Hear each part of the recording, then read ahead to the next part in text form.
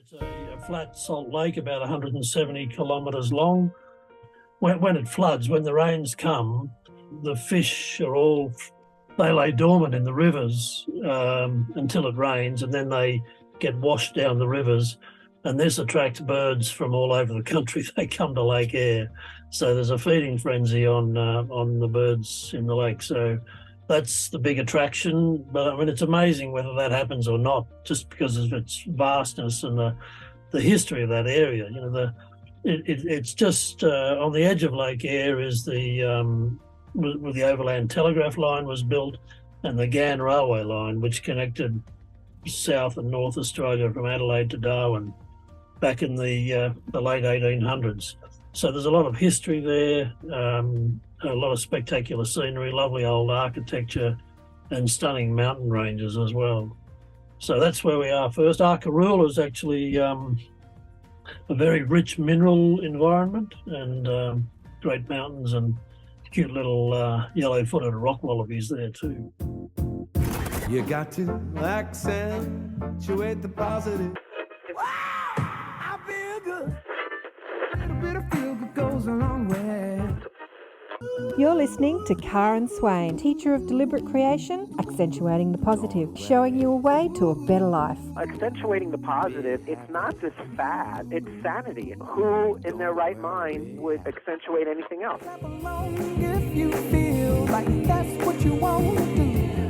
Hello, welcome to another show on Accentuate the Positive. Always wonderful to be with you all again. Well, this show is the first cab off the rank for 2023, and we're going to take you around Australia with the wonderful Richard O'Neill. Welcome to the show, Richard. Thank you. Hello. Because this is on an audio podcast as well as visual, so people are listening for you to say hello. Okay, hello. Yeah. Good to be here. Thanks, Karen. So I've known Richard for many years. I think it's been about at least 20.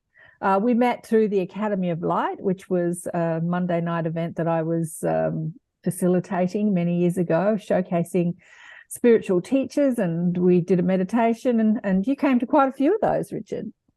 Yeah, that was good fun. Yeah. So even though I haven't seen you for a long time, it's beautiful to have you on the show and to see what you're up to.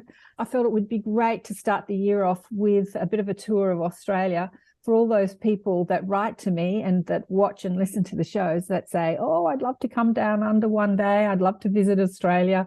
So many people say that to me. Come on down. The borders are now open. You can enter the country with or without medical procedures. I know that Australians can't go to America yet if they've not opted for the medical procedure, but you guys can come down under. Anyone, we're letting you in. Things are up and running again. Please remember, if you're liking the shows, to share them with your friends and click that like button and subscribe button, no matter what platform that you're on. Send me in a comment. So Richard O'Neill is a fifth-generation Aussie explorer, bushman, adventurer, and songman. His family have a deep love and connection for the land of Oz and have journeyed Australia's songlines with the wisdom keepers for many generations. Richard has worked with Australian Aboriginal elders and communities in the Kimberleys and across Australia for more than 20 years, supporting communities to re-establish on traditional lands, helping share their knowledge of country through Bush University and other initiatives. His early years was on the land and his formal training was in engineering and business. Richard's life journey has included investing and business and export marketing, consulting, Aboriginal culture, of course, and spirituality, songwriting, authoring books, and holistic healing.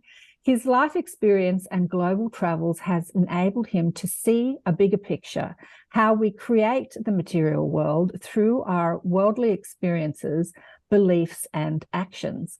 This is a message of all the ancient seers, Indigenous First Nation people, and many religions. Richard is the creator of Spirit Safaris, an outback and wilderness tour company which explores extraordinary places throughout Australia. Richard's love of life and the land and nature enables travellers to connect more fully with the special places they visit for deep, richer relationships with the self and all creation.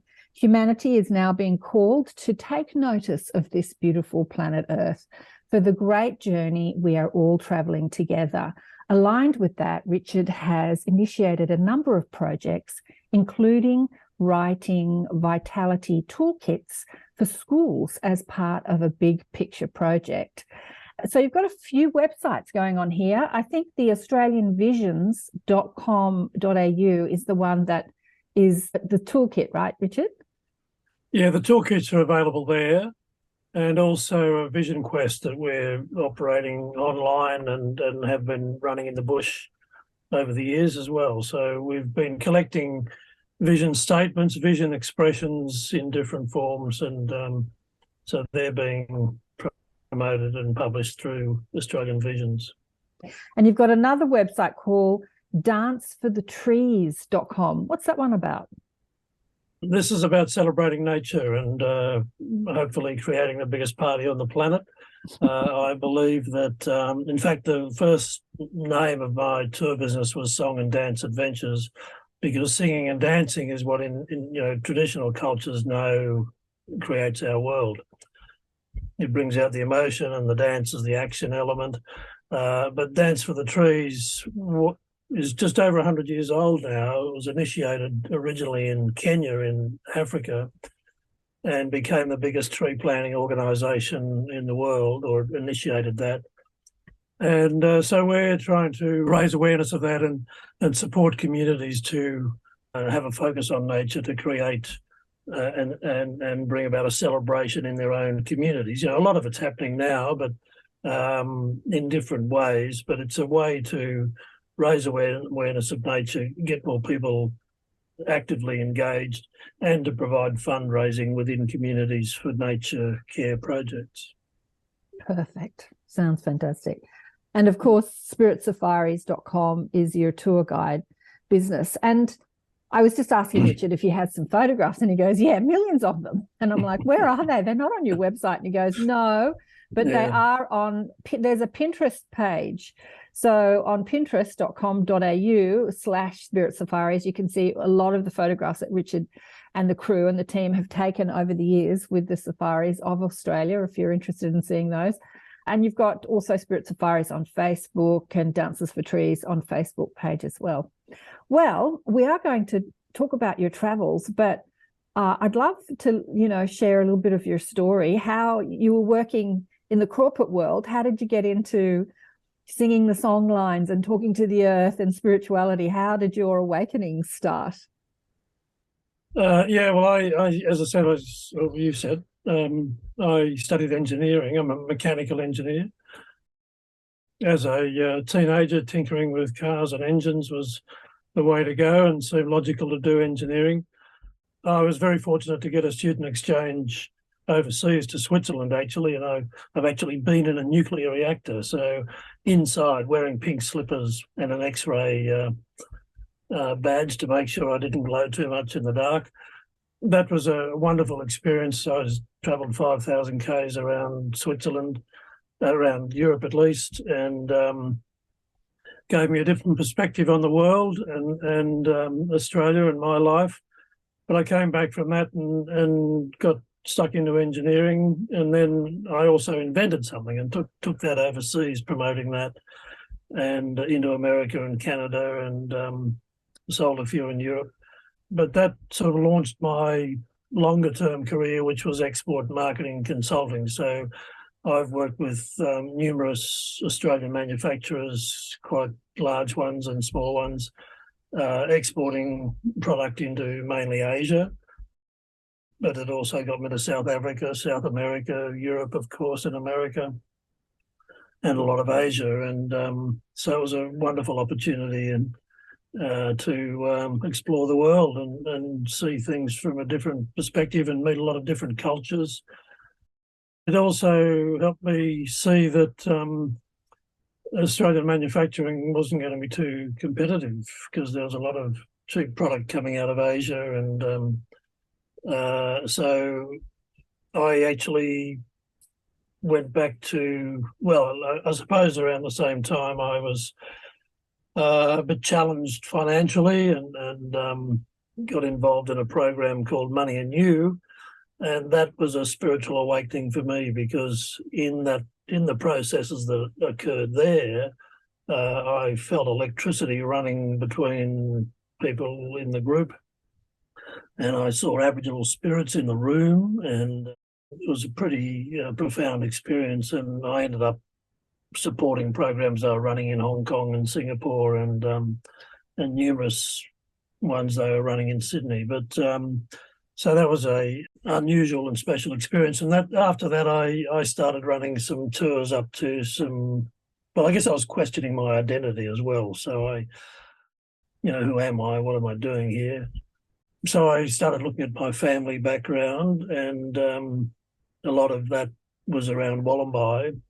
Actually, on one occasion, I went to the graveyard there, and there was about 5 relatives buried in the graveyard.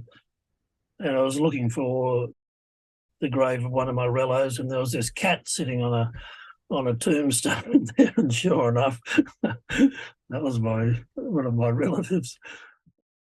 But they were, well, two of them got married there, and so a whole lot of interesting experiences. But part of the specialness of that was meeting an Aboriginal elder up there. He was taking groups of men out into the bush and doing interesting things out there, and teaching a lot of what the rock art was teaching. There's a site up there, for example, which is 2 kangaroos without their hindquarters. And he explained that this is where teleporting or travelling in other dimensions without your legs is possible. So, yeah, so that was pretty nice. But there's some great sites up there, and that Mount Yango area is a very powerful and significant site on the songline of the army that's travelled up the eastern coastline, yeah, and lots of other places.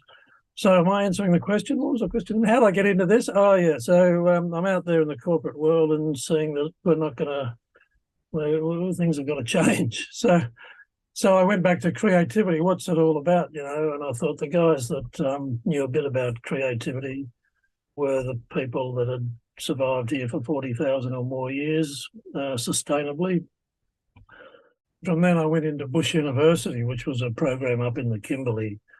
I was invited up to that, and that was a very significant, life-changing experience as well. And from that actually came the books that I wrote for the kids. There's 3 vitality toolkits and the concept of Australian visions. So that was just all downloaded one night, several pages of how to do it. There I met David Maljali, and he was he was a senior elder in the Kimberley, but he'd also had involvements around the Sydney area and around the country. So that was life-changing, but he died about 3 months after I was there. So, well, he also said that if we energise a line across the country, we'll heal the whole country. I understood that to be the Tanami Track Songline, which is a diagonal line that runs roughly from Cape Leveque, Broome Way, towards Alice Springs, and then comes down into the eastern area. And so I started taking trips up to the Kimberley, people up there to support work that was going on there. The Aboriginal guys up there were struggling to get back onto their land and to establish some base, because they'd all been rounded up into missions, and that wasn't a very good life. They really wanted to be on their land. So we did that for a number of years, and still do support that. So that's how that started. But I mean, I really do feel that we ought to be manufacturing or exporting our creativity somehow, rather than digging up the land. Film is happening now, and all sorts of creative pursuits, and so that's good. What is happening now? Film, yeah. There's up around Coffs Harbour, they're building another film studio. Right, yeah. The movie industry, it's thriving. Just recently, there's been quite a number of Americans here top American film stars shooting world blockbusters, and The Matrix was filmed here. There's a lot of talent in that area developing. That doesn't sustain us all, though. We've got to do something else. Yeah. I was just going to say, I was out at Broken Hill and they just finished filming the latest Mad Max film out there out at Broken Hill recently. But where can people find the books that you've written, the Vitality School? Yeah, if they go to Australian Visions under resources, it's australianvisions.com. There's a resources tab there. Are they on Amazon? Or it might be products. No, they're not on Amazon. They're not on Amazon. Okay. They're a bit Australian concentric or focused, and I've felt that I probably should expand them to a bigger market. But one of the toolkits is about rainmaking.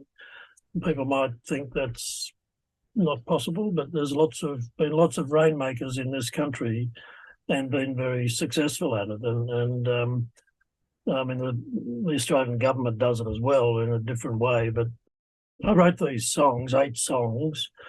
It was in the middle of the drought, and we got a group together. And you might have even been there, Karen. Were you involved in that? In Avalon, anyway. Maybe, probably. Yeah. Anyway, we'd had drought for months, maybe 12 or more. Well, a lot of droughts here are 7 years, but it had been very dry for at least 12 months. Anyway, we sang these songs, and it started pouring rain that night. And all the singers, there was about 20 of us, they were pretty impressed. So I thought I was a rainmaker after that.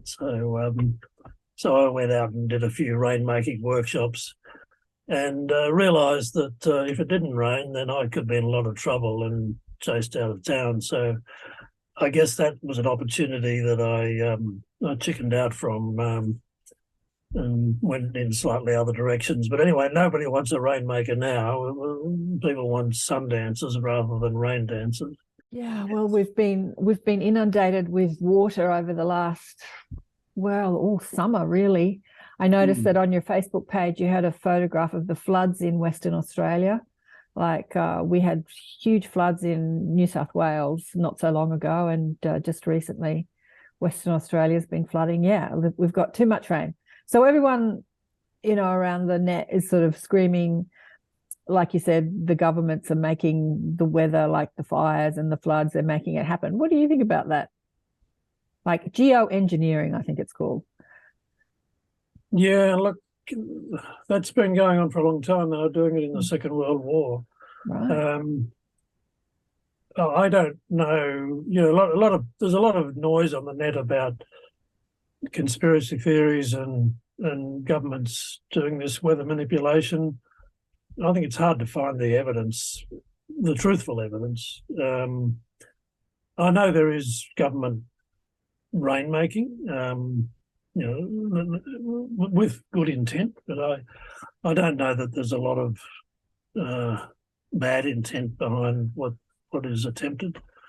We're seeing the La Nina effect at the moment, the change of water temperatures, but in the Pacific, and that's bringing a lot of different wet weather to Australia.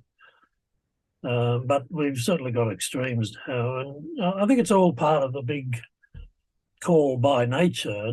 There's a call to pay attention to the world we're living in and take care of it. We're not taking care of it. Australia's got the highest rate of mammal extinction in the world. We're still cutting down forests where koalas live, and it's crazy. And it's all very short-term decision making or allowance by politicians that supposedly are meant to be serving us. Yes, it's all very economic driven. It's not driven by the stewarding the planet. It's like the bottom line. It's always the bottom line, isn't it, Richard? It's always like the export market and how much money we can make. And I really don't think that they talk a good talk, but I don't think they factor the environment and Mother Gaia into many of the decisions made for political economic gain. All right. Well, let's fly around Australia with you. What's one of your most favourite places that you've been in Australia? Oh, well, that scene behind you, Karen, is the Kimberley. That's the Gibb River Road, the Pentecost River. Oh, there's a road right behind you. Oh, you've gone. Okay. She's away on a holiday. So that's the Pentecost River and the Cockburn Range behind. The resort El Questro is on that. Well, that mountain range was part of El Questro.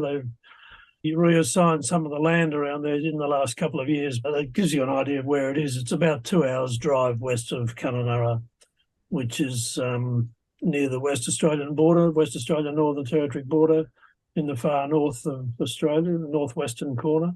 And why is it so special? Well, it's 1.6 billion years old. It's a very hard sandstone. It was sedimentary rock that was formed when that whole area was underwater. It's almost like a crystalline structure, but it certainly dominates the area. The Kimberley was actually a separate tectonic plate to the bulk of Australia, and there was a collision of that plate with the two plates. So there's a major fault line runs through or near the Bungle Bungles and the Lake Argyle, and so the geology around these areas is very interesting and very dynamic.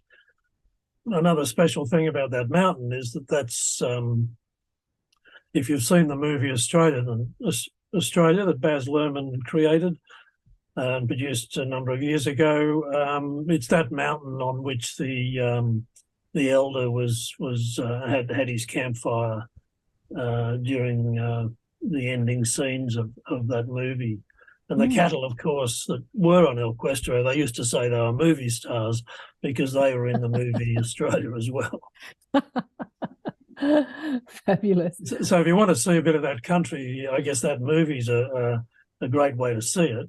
But of course, we travel down that Gibb River Road, and that's the start of the deep Kimberley journey through waterfalls and spectacular gorges and dirt all the way, 700 k's of dirt, and sometimes a bit of a challenge. It's not a place that's on most tourist maps. When you kind of book tours in Australia, it's not usually on the tourist trail. It's a bit of a secret, is it? Well, yes, it used to be. It used to be. It used to be a bit of a horror journey, but they're getting a bit better at that now with keeping the road maintained. But every year there's a new challenge. And this year, of course, the floods in Fitzroy Crossing have damaged the bridge and the road. The biggest floods on record. Wow. And so the town's been isolated, the bridge is damaged, and I don't know what's going to happen about that. Hopefully they can get it back together by May, which is usually the start of the season. So you said to us before that you'd travelled extensively through Europe and different places around the world. What do you think makes Australia so special, like also different to the rest of the world? And why would people want to come down here and explore it, apart from us amazing Aussies? Yeah, well, I was going to say one of the amazing things is I was born here, but that's probably not the biggest attraction. Australia has an emptiness, a stillness, and a flatness. And I actually think that people are born into a group relevant to their spiritual journey. And I think we're all on a spiritual journey. The people that have come to Australia, many have come from hostile environments. I know my ancestors came from the potato famine in Ireland and Scotland.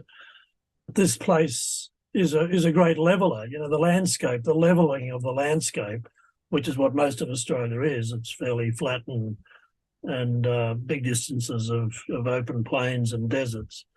It gives a stillness and a void, I refer to. So Australia's actually been a very creative place. If we think of the quotation in the Bible, the creation began.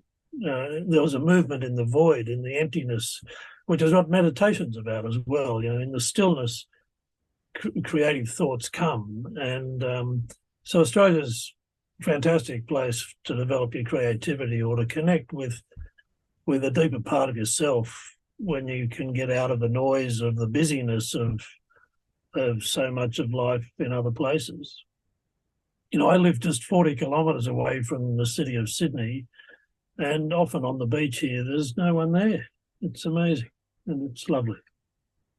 Yeah, it is amazing. Well, I live in the thick of the city and there's plenty of people on the beach, let me tell you. But you don't have to go too far. Yeah, like an hour out of Sydney and you've got the beach to yourself, as you say, even in the middle of summer.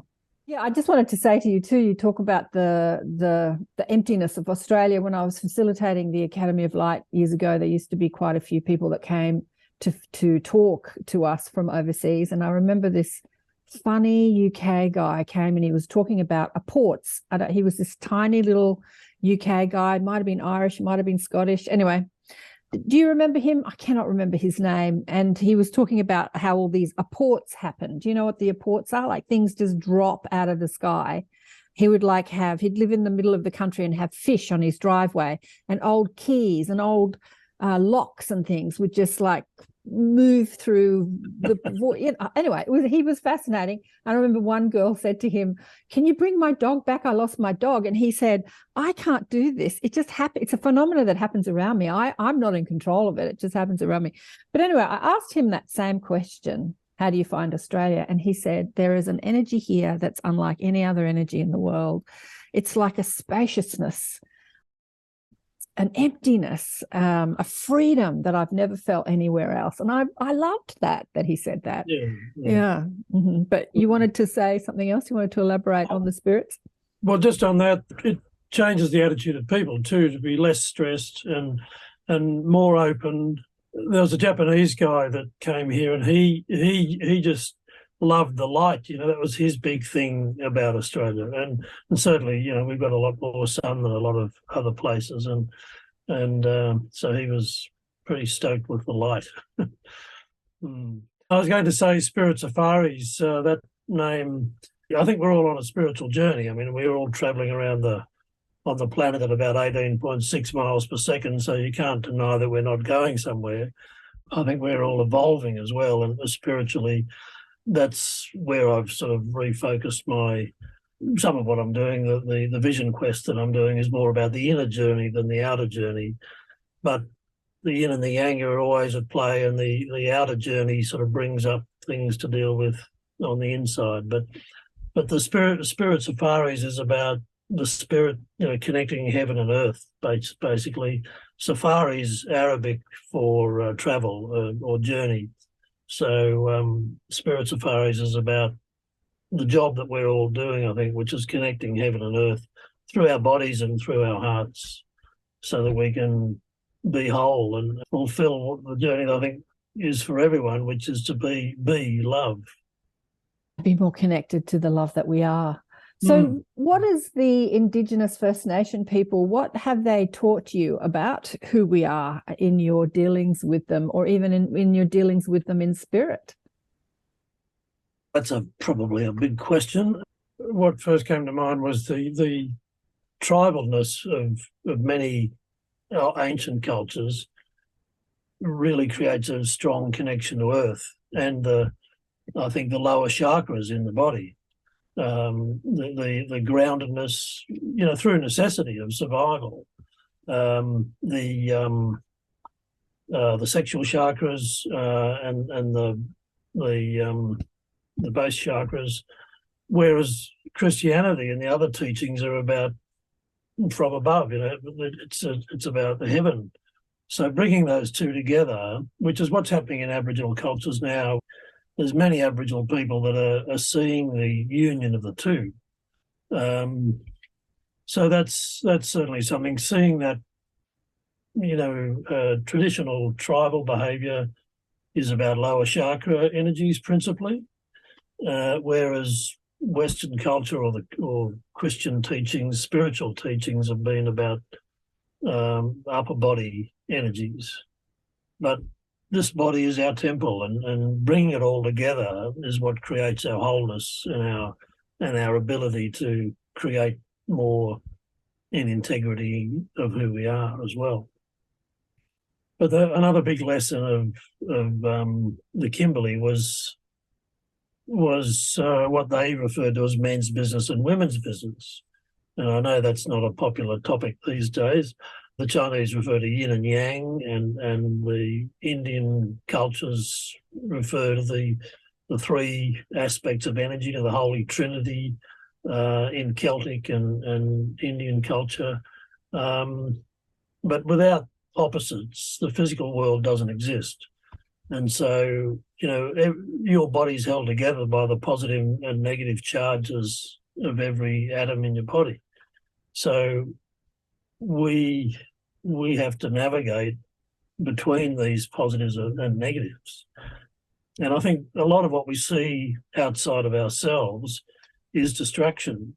It's put there to distract us or show us where we're going and what we can work on.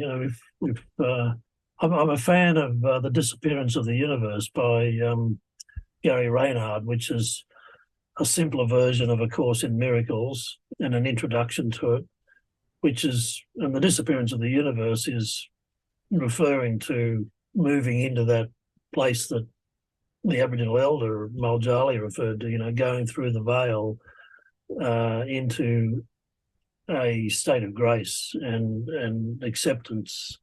So Gary puts it in a very entertaining and amusing story of visitations. Without these opposites, we're not here. So expect the dark and the light to turn up, and good things and bad things. And we're seeing a lot of bad things in the world, but without that, the good won't shine through either. Yeah, we are in a polarized environment, absolutely. And I was out in the outback. I went to Uluru for the first time last year, and the sky is amazing. I insisted that with my girlfriend that we drive out of the resort to where there were no lights and just sit on the side of the road, turn all the lights off and look up and see the Milky Way. I mean, it's incredible. What have you seen out there in the sky? Because the Indigenous First Nation people talk about their star family. They're very connected to the cosmos and different life throughout the universe. They understand that they were seeded from other planets. They have a knowing about that, which is something that we don't talk about in major sort of mainstream religion, but the Indigenous people of our lands always talk about the star people. Have you witnessed anything out there, Richard? A popular thing now in Aboriginal astrology, and there's a number of books on that these days, but they're referring to the dark emu, or the emu that's in the Milky Way. It's not the stars; it's the lack of stars that are creating this shape of darkness of a running emu. So it's an outstretched neck and body, and it's fairly easy to see in the southern hemisphere. I'm not sure how visible it is in the northern hemisphere, but there'll be a lot about it on the web, I'm sure. Most Aboriginal people around Australia that I've met anyway have a sense that they've come from the Pleiades. I don't know how they've got this idea. I mean, the Seven Sisters story, which is the major story that goes right across the country and is in many tribal groups around the country. The big songline is of the Seven Sisters, which is the Pleiades. The Pleiades are the Seven Sisters. In Japan, interestingly, the Pleiades are referred to as Subaru. So everybody driving a Subaru has the Pleiades star system on their car. So the Seven Sisters are chased by Orion. Well, the Greek god Orion has an Aboriginal name, which I don't know, I'm sorry. But so those Seven Sisters went across the nation. There's different stories and landmarks and so on where they had their journey. It's intriguing that so many Aboriginal people have a sense that they've come from the Pleiades. I was woken up one night with a start, very aware of me I was given a name. It's a name that I had never heard of before, but I said that, that's where I came from. Really? Anyway, I've tried to find it and track it down, but I haven't been able to. So I don't know whether that's in the Pleiades or not. So when you say you were woken up with the start, what you got a download and you were told that you came from some place in the cosmos, some name you'd never heard of. Yeah. And so the question was, when you're out in the outback, have you seen anything in the skies? Like I was really wanting to see some craft out there because, you know, being out of the city with these big skies, but I didn't. I have to say I didn't. Went to see some craft. Some craft, yeah. Have you seen anything, any phenomena? Well, the best phenomena was a green meteorite. Well, apparently that was a craft on its way down, but there was this, we were just sitting around a campfire. We were singing rain songs with the elders and they were singing their songs and we were singing songs. It was great. And it was just after David Muldaly had died. So it would have been about 1999. So we all saw this brilliant green light with an orange tail. Some of the guys reckon they could hear it crash, but I'm not sure about that. Anyway, one of the elders, well, the senior elder at the time said, that's him, he's on his way, but he'll come back. You know, he'll come back. And that was the first time I'd heard of Aboriginal people referring to reincarnation or coming, you know, the spirit coming back. Mm-hmm. So that was interesting. We had some really powerful experiences after that. What sort of powerful experiences? Around the bungles. Sorry? What sort of powerful experiences? Oh, well, we'd been singing these rain songs. We actually went up to where Muldaly had been laid to rest, where his body was. And I was with a couple of spiritual people and one of them stood on this big rock and it started sliding down the hill. It was about the shape of a giant surfboard. Anyway, it seemed like there'd been a big shift in the energy somehow. And so we left that area the next day and went down to the bungles and it was pouring rain. You know, it was in September and it shouldn't have been raining then. It wouldn't normally have been, but there was a fantastic rainbow over the bungles. And so we were able to be part of that. And then we walked into the bungles fairly late in the evening and there's quite a bit of spirit active there. And there's actually one of the domes out the front. It was like a child winking at me because what we've been talking about with the elders was to bring the kids up. He'd said to me, you know, bring the kids up and I'll say something and he says something.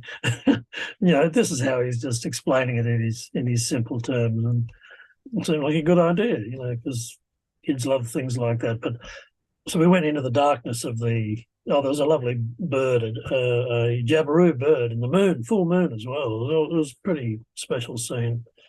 We started doing some harmonising in the cathedral. Saw some pretty nice images of winking kids and so on. And then we came out and there's this dome there with two circles, but one's like a winking eye, you know. So every time I go there now, he's still there. It's this kid winking at me. So from that came the writing of these books and this Australian Visions project. Beautiful. Well, I'd like to hear more about the project, but during the last couple of years, your business would have suffered. What did you do when they shut the country down? You just... Well, we had a holiday. Went on holiday. Yeah. Well, the first year we were just stuck at home. Nobody went anywhere. So we got a new kitchen in the process, or I put one in. But then the next year it was looking fantastic. You know, there was a rush of people wanted to get out and escape. So we were going to have the biggest year ever. Then they didn't open the borders.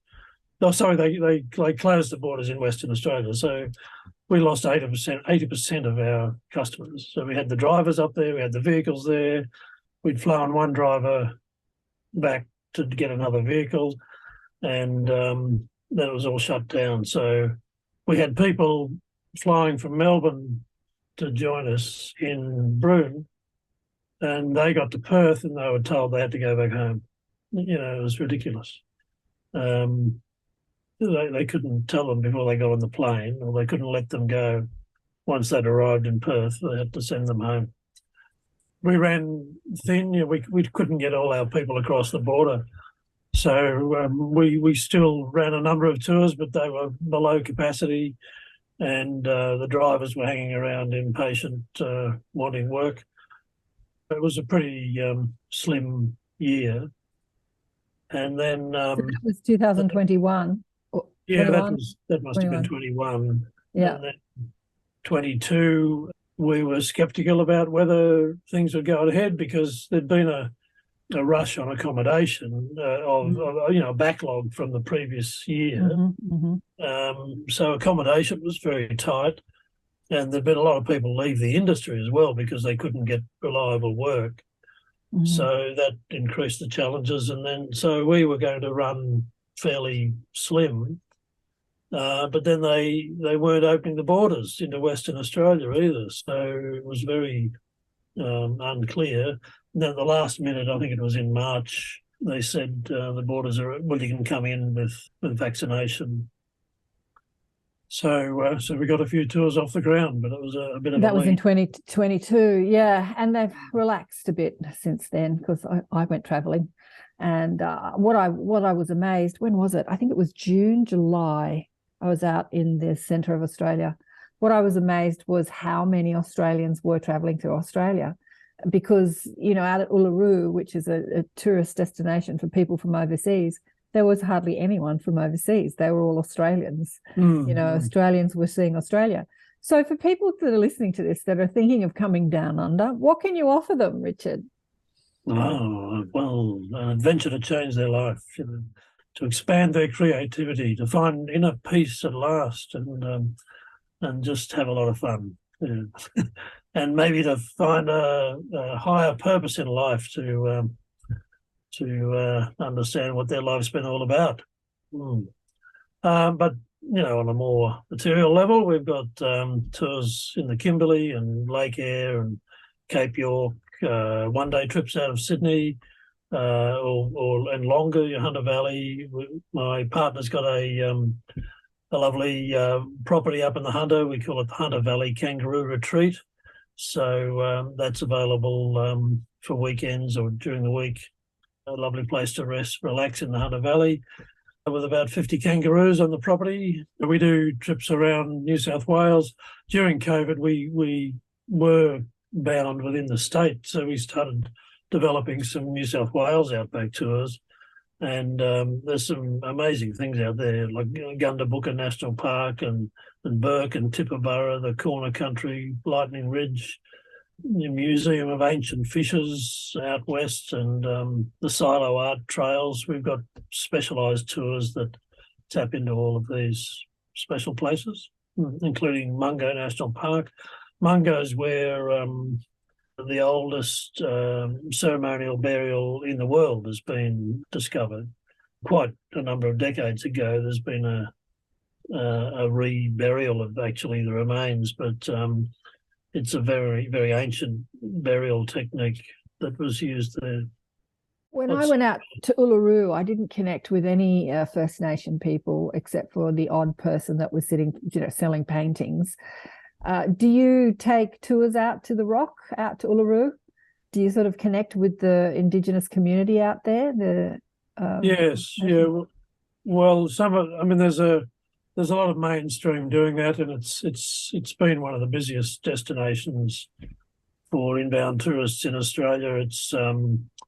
It's a bit overwhelming in some ways. That's why it's nice to go with someone who knows where the quieter places are, and we regularly do a trip from Alice Springs through the McDonald Ranges, which is what you can see behind me. That's Ormiston Gorge in the McDonald Ranges, which are also a highly compressed sandstone mountain formation. To get the deepest Aboriginal experience, we've been going to the remote art centres, and with people interested in Aboriginal art across the Northern Territory WA border into Utopia and up the Tanami Track. West of Alice Springs as well, there's remote communities. So for a deeper, richer Indigenous connection, they're probably some of the richer experiences that we have when we go into those communities. From Uluru, there's some unique experiences going south into the APY lands too, and Cave Hill. That's a Seven Sisters dreaming site with rock art and special experiences there. Sounds amazing. Sounds incredible. So the Australian Visions, is that what I said that we were going to talk about before? What's that about? As I said, there was a downloading of info came to me after my first time in the Kimberley. I've also, more recently, the last 5 or so years, I've been developing my coaching skills, learning different coaching techniques, and now I'm a life coach as well, and business coach. My focus is really about vision and helping people develop that with and bring results about through it. I mean, a lot of people have dreams and visions, and this is the spiritual journey as well. You know, there's a lot of creativity, but actually manifesting it into something physical or something real is a challenge for many creative people. So I've developed the vision quest. You know, once again, the Bible tells us without vision, the people will perish. And so it's that vision of yourself in the future, the processes that I facilitate enable people to get a deeper sense of their real values, what's really important to them. And that develops a deeper sense of their passion and sense of purpose. And for me, it's about connecting with nature and singing and dancing. You know, I love singing and dancing because these are expressions through the body as well. It's what ancient cultures have always known, you know, how important these pursuits are.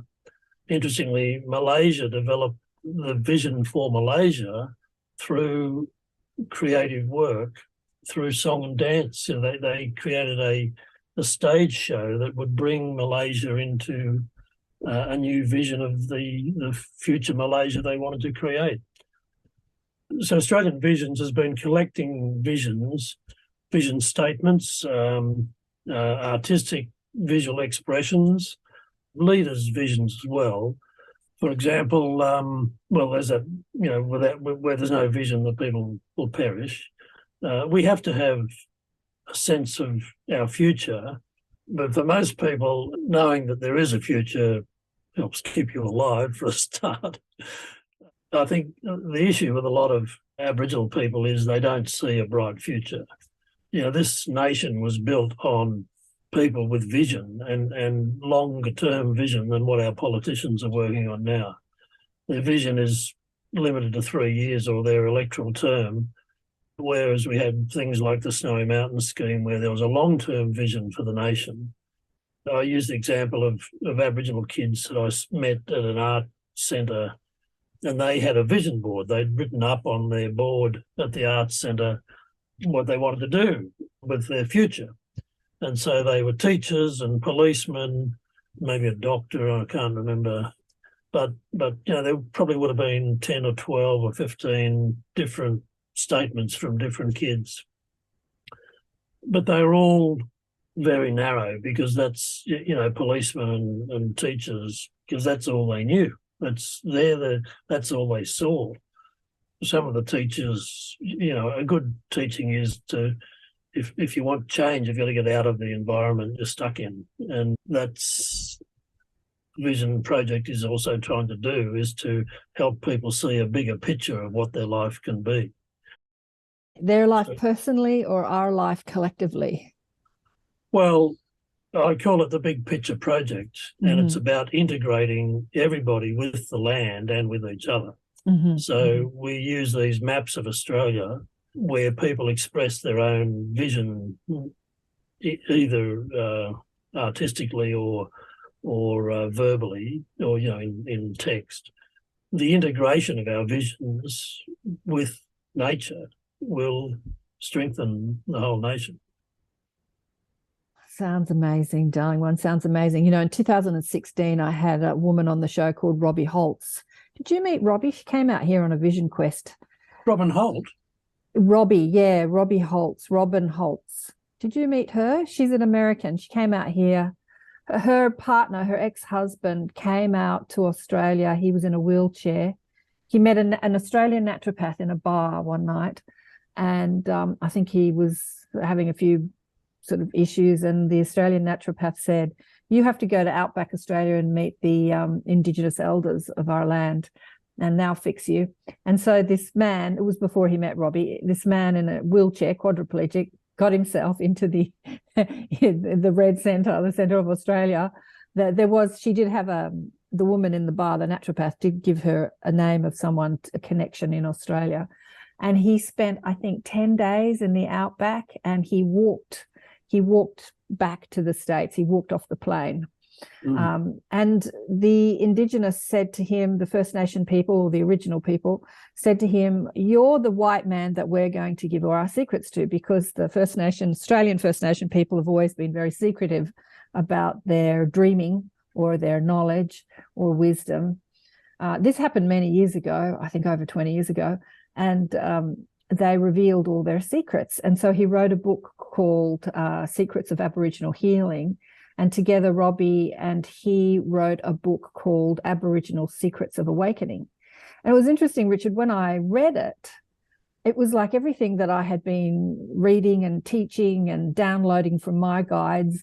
It was just universal wisdom, which is, when I read your bio, it's about how we create our reality and that we are multidimensional. And I remember back in 2016 thinking, wow, I never knew that our First Nation people, Australians, had these secrets, so to speak. I never knew that. But she came out here after he died. His name was Gary Holtz. After Gary died, she came to Australia and went out into the outback with a group of women. It was around the time that I was working at the academy. Yeah. So I do know Robin Holt. She was living in Vancouver last I heard, but up that way. Be the same person. I spoke to her again in 2020. We spoke about angels. It's on the website. Speaking of visions, what's your vision for the world? I know what mine is. The reason I do these shows my vision is to reconnect to our Star Nation family, because I think that our Star Nation families, like the people out there in the cosmos, have so much to teach us. So much to teach us about consciousness and how we create our reality. They all communicate telepathically. They have this agility of their mental capacity to be able to focus and stream energy. And humans are all over the shop like a mad woman's breakfast. We're thinking of this and worrying about that. And, we have no mental focus. And, so that's one of my visions. And when we have that mental agility and mental focus and connection to our unified field of all possibility, then anything is possible. Like the ETs say to me that the pollution, because I get very upset about pollution, especially plastic. I went up to the supermarket the other day with my bags of plastic because they recycle soft plastic. And there was some article on the news that said that all the soft plastic recycles that the supermarkets are collecting is going into landfill. I was like, right, and so I get upset about this sort of stuff. And they said, well, when you reunite with us, we can clean up all that pollution in a heartbeat. They have master of manifestation and energy. They know how to manipulate molecules and healing can happen instantly and all sorts of stuff. So that's my vision for the future, is our rejoining our Star Nation families and having, I think the world will change dramatically when that happens. The technology, not just the physical technology, but the consciousness technology that they can teach us would be astounding. What's your vision, hun? We have visions that relate to different aspects of our life, but I guess I love singing and dancing, and so I want a singing and dancing planet.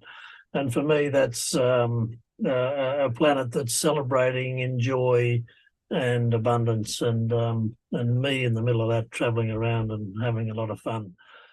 On another level, at a personal level, it's about being in integrity and present and in a state of grace and dealing with the world that challenges me.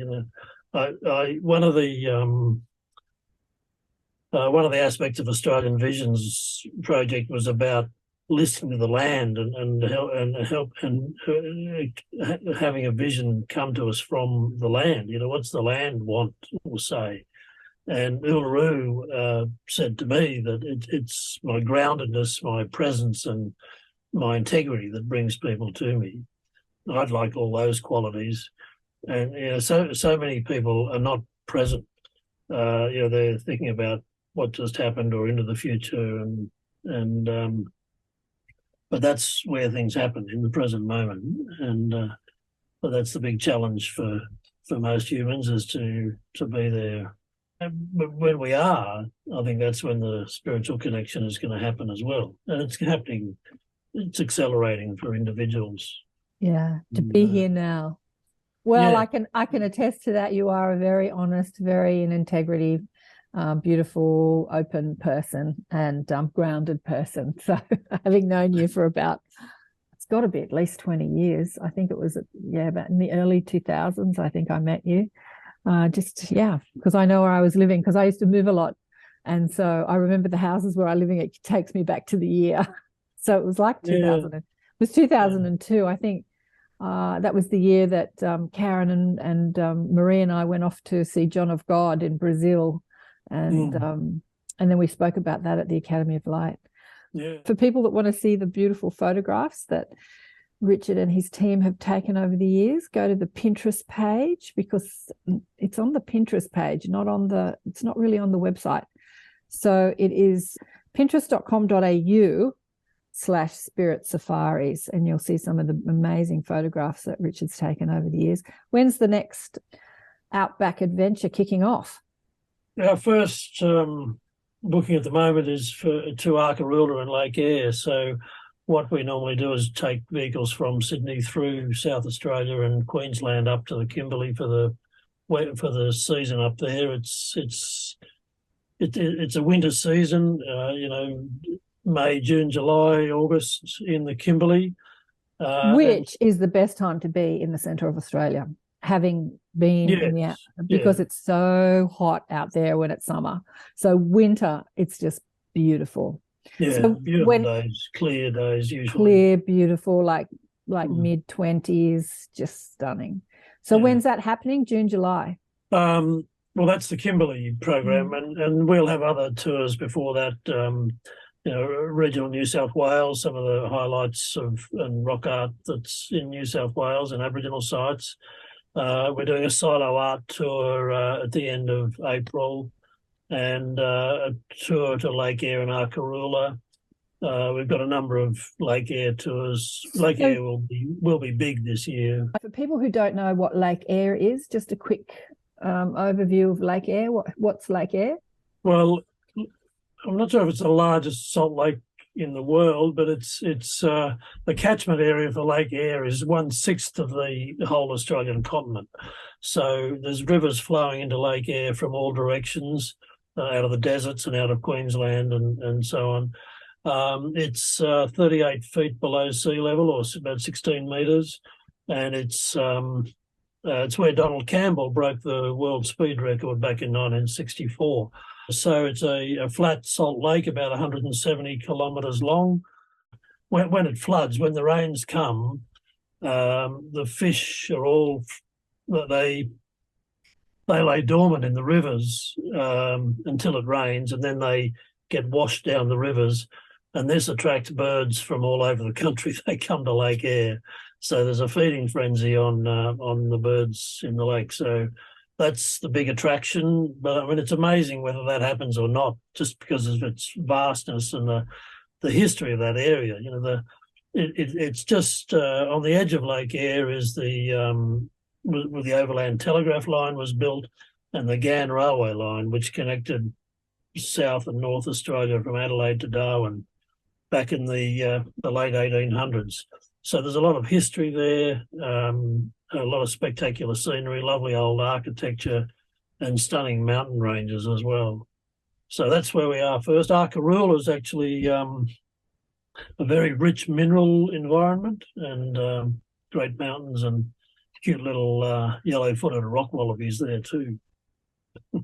So with the Vision Quest, I'm happy to do some free people for the first 5 people that would like to be involved in that. It's about a 3 or 4 hour program online.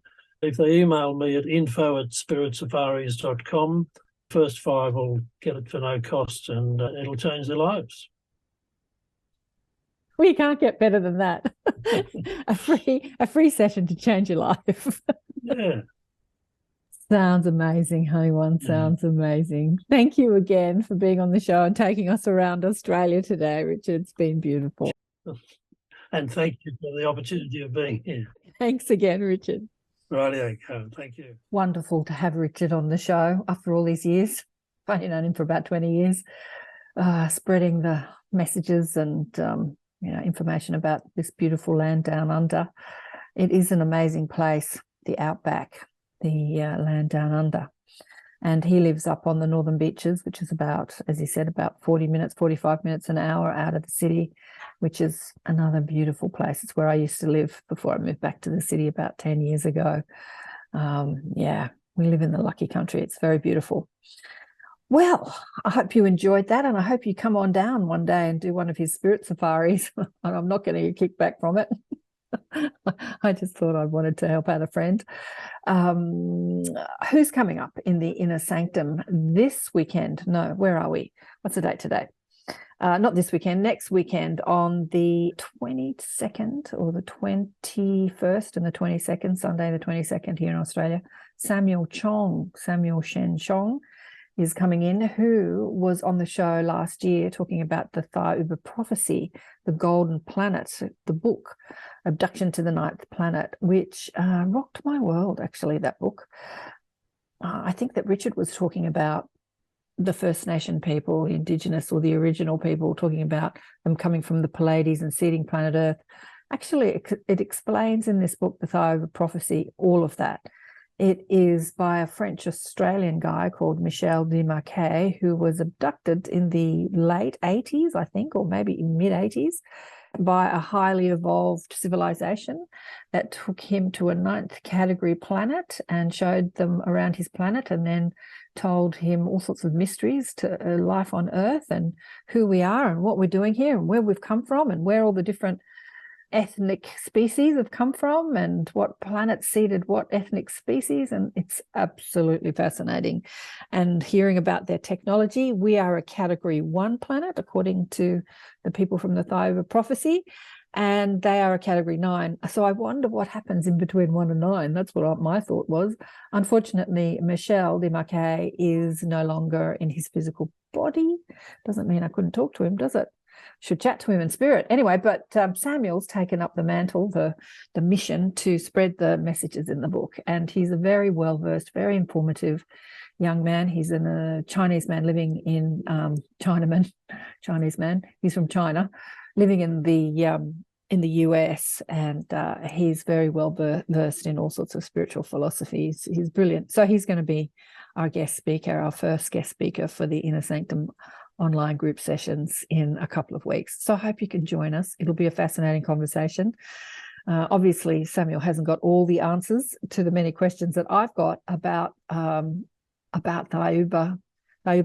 When I ask the guides and they're saying yes again, is it part of the Pleiades? Is that planet part of the Pleiades? They're saying yes. So when we talk about the Pleiades seeding Earth, these guys are part of the Palladian system. They don't call it the Palladian system. We call it the Palladian system. You know, they have different names for these things, but they're like 9-foot hermaphroditic beings that are masters of manifestation. They are incredible. They're incredible. Anyway, check out the book. It's online, The Thayuba Prophecy. You can get the PDF and see it online. Someone at my door. And it's a fascinating book. Have a read before you meet Samuel, or listen to our conversation on ATP-Media and listen to what he has to say about the book. We discuss many things in the book, and he's also been on quite a few other podcasts. I put him on a stack of podcasts because I really felt like the message in the book needed to be spread. So he's been on many podcasts since my show, because I gave him a whole lot of names to other podcast shows, and then other people find him, and he's off and running. So that's coming up on the 21st, 22nd of January. And I'm online at the first weekend of every month. We have a Star Family reunion. We get together and chat about all sorts of things, different people we've learnt. And I'm also doing deliberate creation sessions on a Monday morning or Sunday afternoon or evening in the States, which is a drop-in course and by donation between $35 and $50 for an hour of deliberate creation, sort of brushing you up on your deliberate creation skills, because the Arcturians say to me that this is the most important thing that humans can learn at this time, is their powers of creation and how to flow their energy in a way that creates their reality as we create the different timelines that we're on and what we're going to live.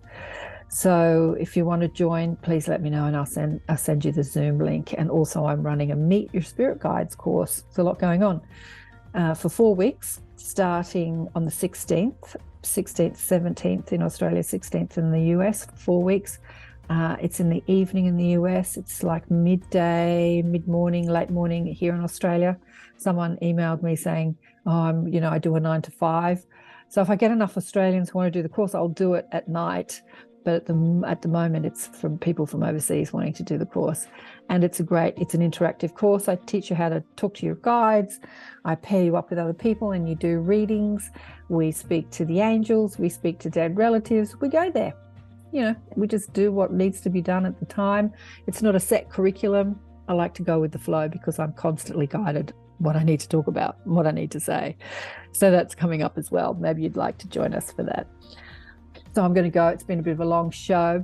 First show of the year. It's been brilliant. I loved it. I'll see you soon. I've got a lot of people coming up for the shows. The shows are booked out to the middle of the year. So there's lots of people to talk to this year. So I'll see you soon. If you haven't checked out the book, Awakened by Death, do so. It's a great book. And I'll see you again soon. Thanks for listening. Bye for now.